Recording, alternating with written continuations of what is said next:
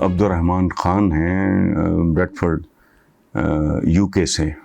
وہ کہتے ہیں جی کہ اگر مسلم لیگ نون میں سے نواز شریف کو مائنس کر دیا جائے یا وہ خود رضاکارانہ طور پہ مائنس ہو جائیں تو اس جماعت کی سربراہی کا سب سے زیادہ حقدار کون ہے؟ کیا اس صورت میں یہ پارٹی ملک کی ترقی میں کوئی کردار ادا کر سکتی ہے؟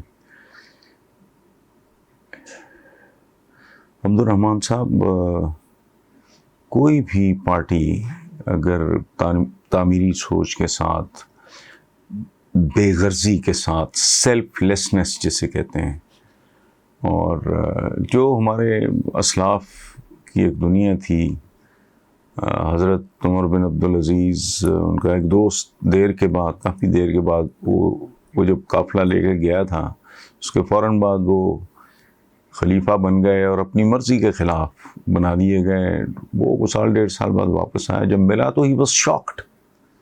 اس نے کہا یہ شہزادہ عمر بن عبدالعزیز.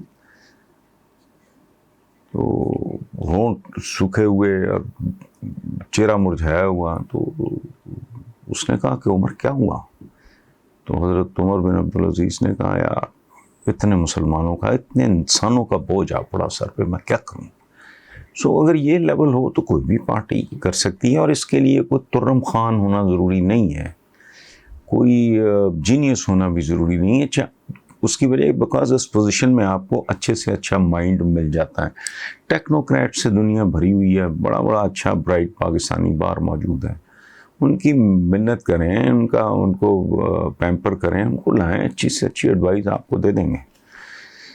یہ جو ہے نا کہ کیا کوئی پارٹی ملک کی ترقی میں، یہ پارٹی بالکل کر سکتی ہے، کیوں نہیں کر سکتی؟ اچھا، ان کی پرائرٹیز میں رہا نمبر 1 پیسہ، نمبر 2 پیسہ، نمبر 3 پیسہ، اور اس کے بعد ووٹ بینک.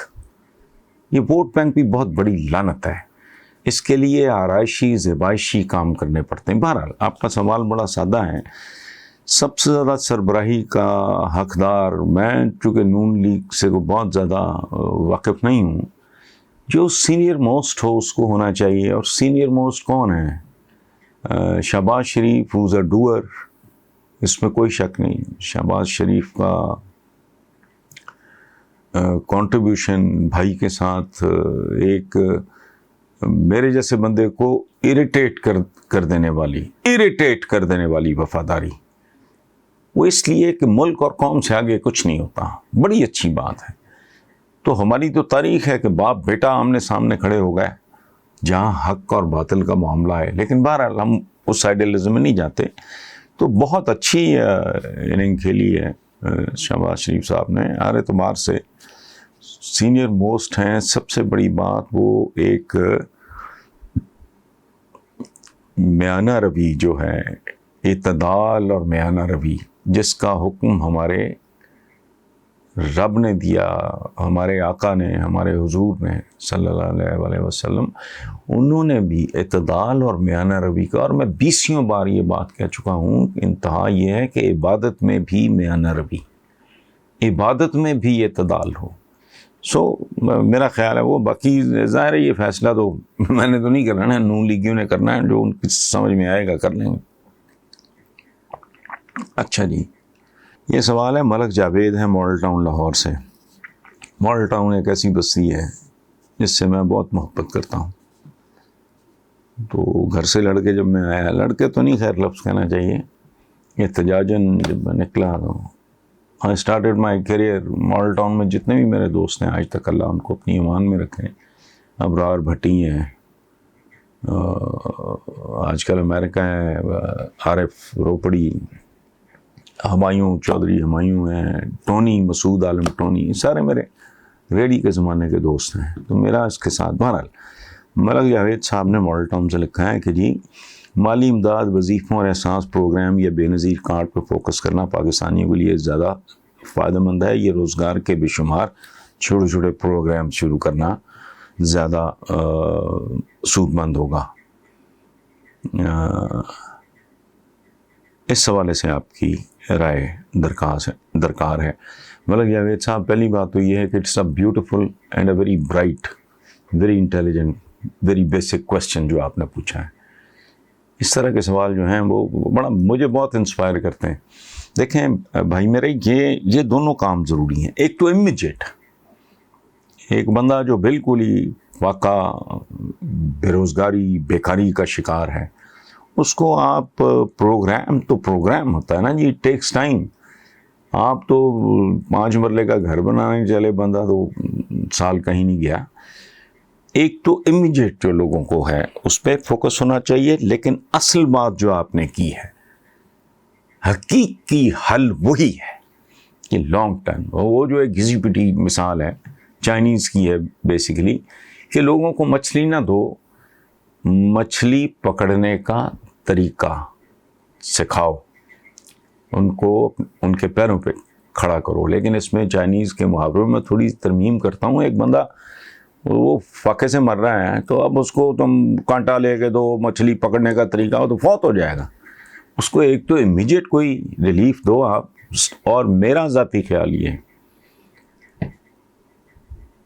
کہ عمران کے بارے میں پورے یقین سے کہہ سکتا ہوں اس کی سمت ٹھیک ہے، اور اب سپیڈ بھی بڑھنی شروع ہو گئی ہے. ان کو سمجھانا نہیں آ رہا، ان کو بتانا نہیں آ رہا کہ جو کچھ یہ کر رہے ہیں اس کا مطلب کیا ہے. یہ تو آج تک یہ جنگلات یہ کر رہے ہیں. انہوں نے آج تک عوام کو بتایا کہ جب ہریالی عام ہو جائے گی، درخت بے شمار ہوگا تو اس سے ہوگا کیا؟ کلچر ہی بدل جائے گا، آپ کا ماحول تبدیل ہو جائے گا. یہ معمولی بات نہیں ہے، یہ کوئی شوخا پن نہیں ہے کہ درخت لگاؤ گے، ہرے ہرے ہیں، اچھے لگیں گے فلانا. نہ، اس کے بہت دور رس نتائج ہوں گے. اسی طرح ان کے اور پروگرامز ہیں ہیلتھ کارڈ کے بارے میں، وہ نہیں یہ لوگوں کو بتا پا رہے نہیں، کیا کوئی کوشش ہی نہیں کر رہا. تو میں نے تو ان کے 2-4 لیڈرز کو یہ کہا ہے کہ یار خدا کا خوف کرو. یہ وہ جو ہے وہ ہماری وہ جونیئر مریم جو ہے، اس پہ یا ان لوگوں پہ ٹائم کیا ضائع کرنا ہے. بہت بڑی اگر اتنا ہی شوق ہے تو 1-2 بندوں کو کہو کہ یار ان کے لتے لیتے رہو، ان کی بڑھ کا جواب دیتے رہو، باقی اپنے پروگرامز بتاؤ بہت اچھے ہیں. لیکن بہرحال سوال آپ کا سب سے اچھا ہے، اور دونوں چیزوں پہ فوکس کرنا چاہیے. ایک امیجیٹ ریلیف ملے اور ایک ذرا لانگ ٹرم، تاکہ بندہ اپنے پاؤں پہ کھڑا ہو جائے. ان کو گداگر نہیں بنانا، ان کو بھکاری نہیں بنانا، ان کو سیلف سفیشینٹ جسے کہتے ہیں نا، جیسے اپنے پاؤں پہ، جیسے ہمارا ملک ہمارا خواب ہے کہ اپنے قدموں پہ کھڑا ہو، یہ قرضوں اور گرانٹوں اور امدادوں کے بغیر، اسی طرح ہمارے انڈیویجولز کو بھی ڈیفینیٹلی. شہید اکبر صاحب ہیں جی لاہور سے. سوال تھوڑا وہ کہہ رہے ہیں کہ جی سننے میں آ رہا ہے کہ عبدالقیوم نیازی کو صرف اس لیے آزاد کشمیر کا پرائم منسٹر بنایا گیا ہے کہ تحریک انصاف میں پیدا ہونے والی بغاوت کو کچلا جا سکے. تو جمشید اکبر صاحب، میرا نہیں خیال کہ وہاں کوئی بغاوت والی کو کیفیت ہے. باقی جہاں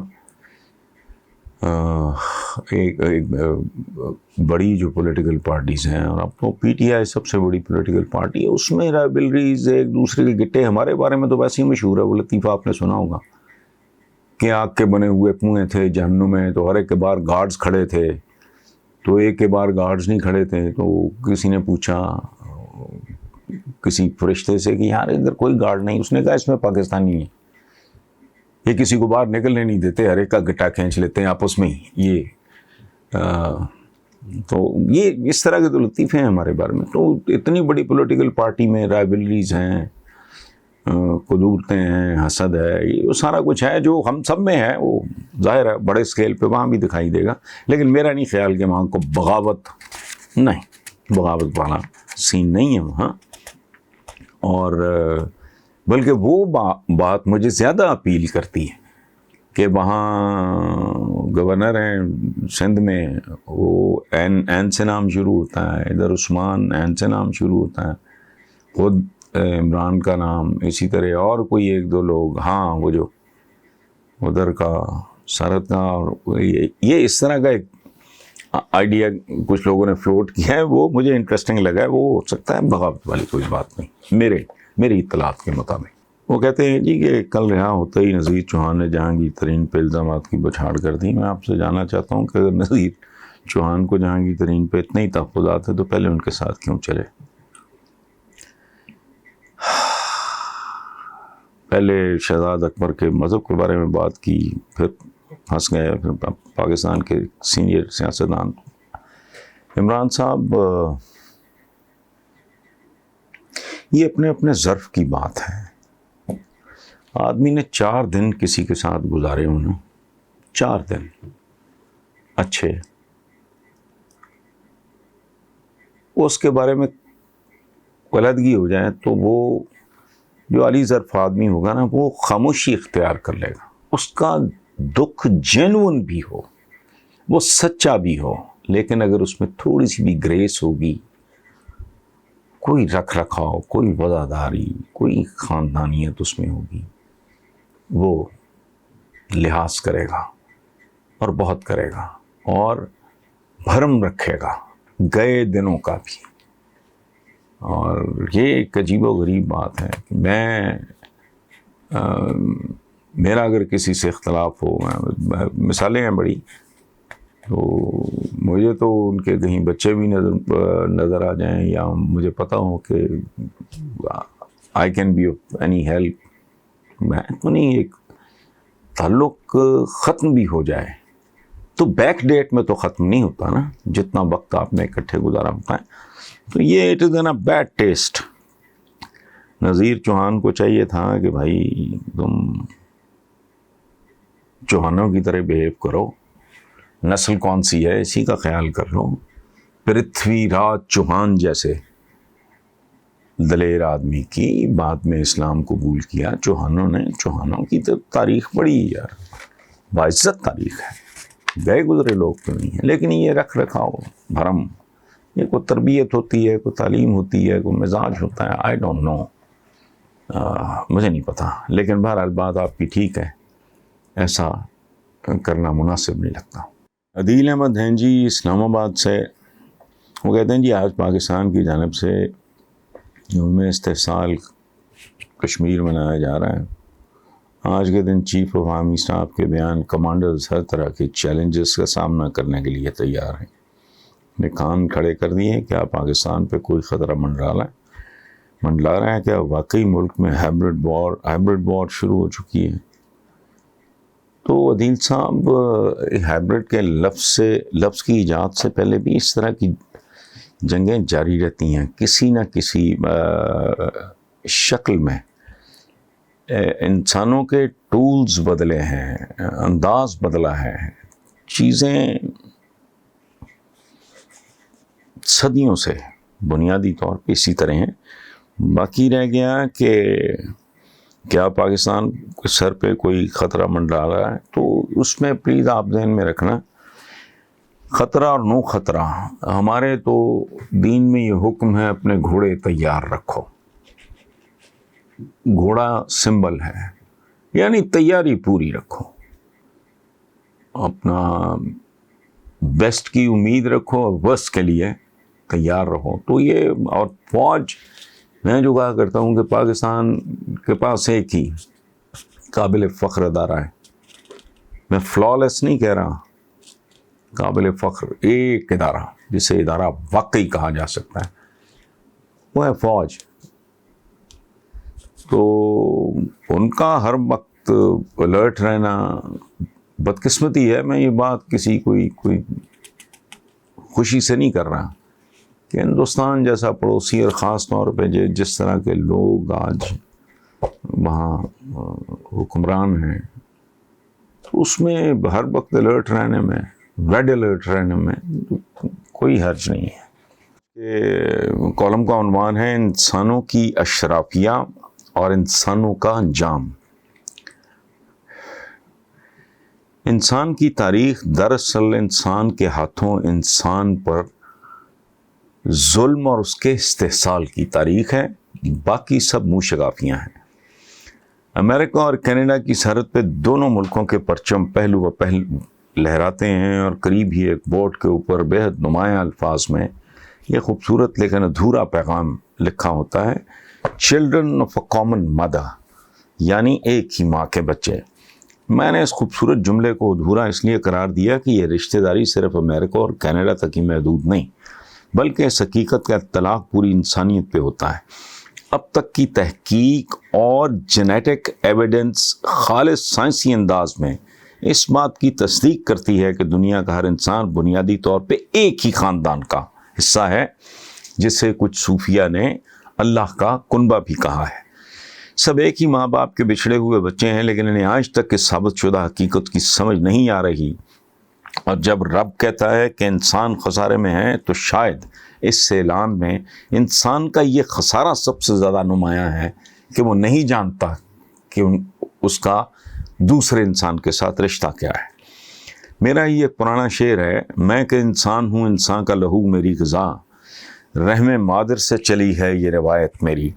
لیکن یہ انسان عجیب شے ہے کہ قوموں کے درمیان تو کیا، قوموں کے اندر بھی مقابلہ جاری رہتا ہے، اور یہ مقابلہ بھی ایسا ہوتا ہے جس میں کوئی اصول، قاعدہ، قانون، ضابطہ اور صلہ رحمی موجود نہیں ہوتا۔ جو بڑھ کے خود اٹھا لے ہاتھ میں، مینا اسی کا ہے اور مینا کماری بھی اسی کی ہے۔ جیسے جیسے انسان مہذب سے مہذب ترین ہوتا جا رہا ہے، اس کے درمیان مقابلہ کٹ تھروٹ یعنی گردن توڑ ہوتا چلا جا رہا ہے۔ کبھی ایک زمانہ تھا کھوپڑیوں کے مینار بنائے جاتے تھے، اب گردنوں کی کٹائی کا عہد ہے۔ ہم جو کہتے ہیں نا کہ آج کی دنیا کٹ تھروٹ کمپٹیشن کی دنیا ہے، تو یہ گردنوں کی کٹائی کا زمانہ ہے۔ دنیا کی ہر ایجاد اور دریافت کے پیچھے فیصلہ کن فیکٹر صرف اور صرف غلبے کا حصول ہوتا ہے۔ تو انسان یہ سوچنے پہ مجبور ہو جاتا ہے کہ کیا کبھی انسان یعنی سیپینس شعور کے اس درجے پر بھی پہنچ سکیں گے جہاں ان کے اندر یہ احساس بیدار ہو جائے کہ ہم نے اپنے ہی کنبے کو برباد نہیں کرنا۔ عقل انسان کی بہترین دوست ہی نہیں، بدترین دشمن بھی ہے۔